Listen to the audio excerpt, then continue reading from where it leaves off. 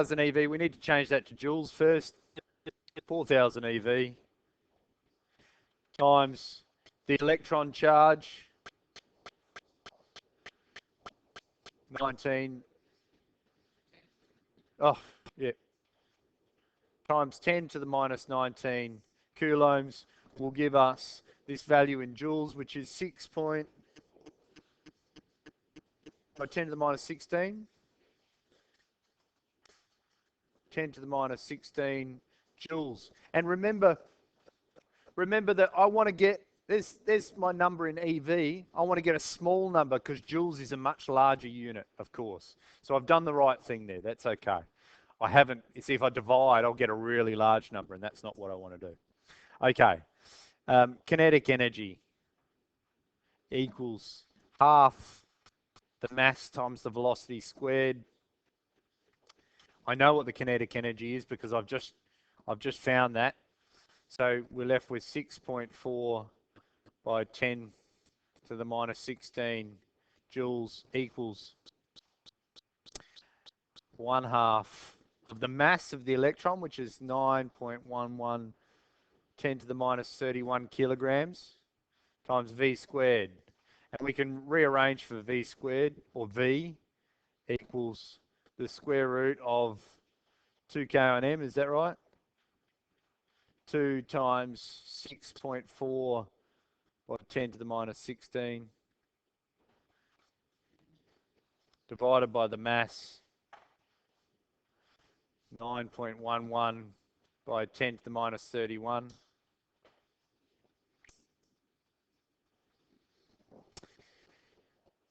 .7 3.75 10 to the 7 meters per second.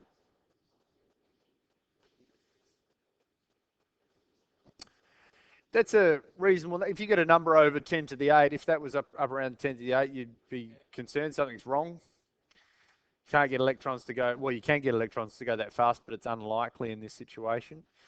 This is a reasonable speed. Okay, so we know the speed.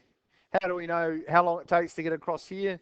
Easy enough. We know velocity equals distance over time, because we're just trying to find the time given the velocity and the distance, because there's no acceleration because there's no force in the x direction.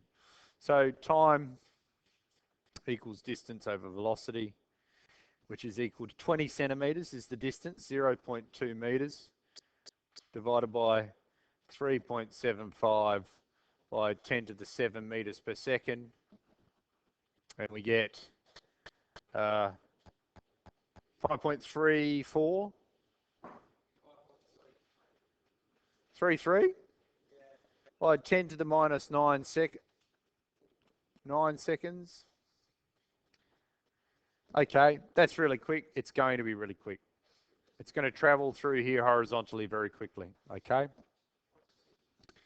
That's part one. Part two. What does it say? It says the deflection of the electrons leaving the field. So we're trying to find this deflection S here. In order to find S, I'm going to need to find the acceleration. The acceleration is dependent upon delta V and D, isn't it? D is 5 centimeters.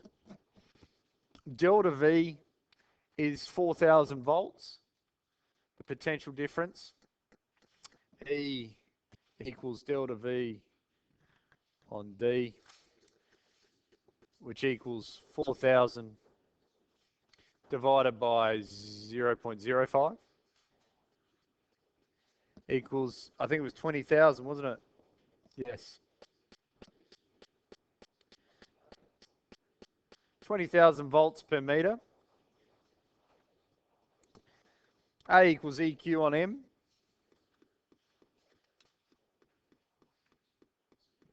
Yes.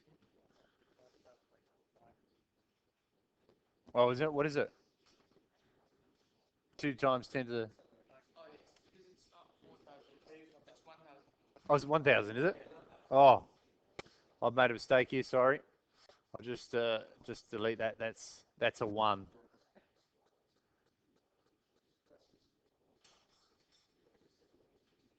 Sorry.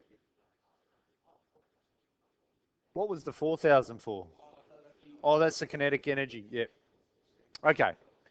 1,000. Yes. Okay. Sorry. Yep. So 20,000 times the charge of an electron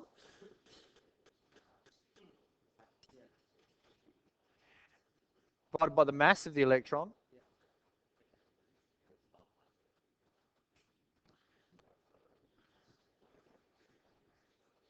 equals, book says 3.5 by 10 to the 15 meters per second squared. And then, so we've got the tools that we need. We've got our A. If we know the acceleration, then we can find that deflection S in the Y direction. UY, T. Yes, I'm doing it the long way. A sub YT squared. The deflection here, please people. That's equal to 0, and I'll show you why, because it says it's fired horizontally. When it reaches this point here, just as it starts to hit the electric field, at that point, Vy is equal to 0. There is no velocity in the Y direction. It's all horizontal. So I can say Uy is equal to 0 there. That's fine. That leaves me with Sy. I'll just jump equals half AYT squared. Half. The acceleration is 3.5 by 10 to the 15 meters per second.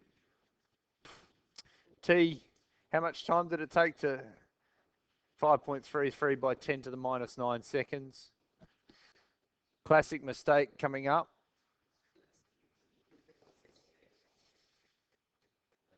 But I'm not going to make it. Don't forget the squared. And you should get a value of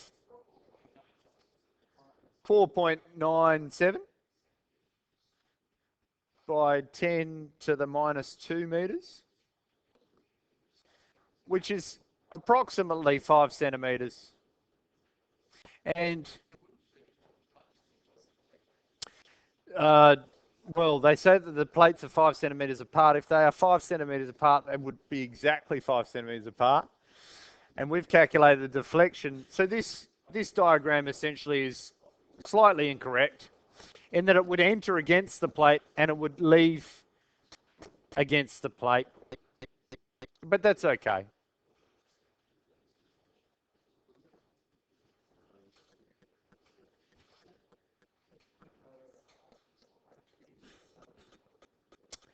Okay.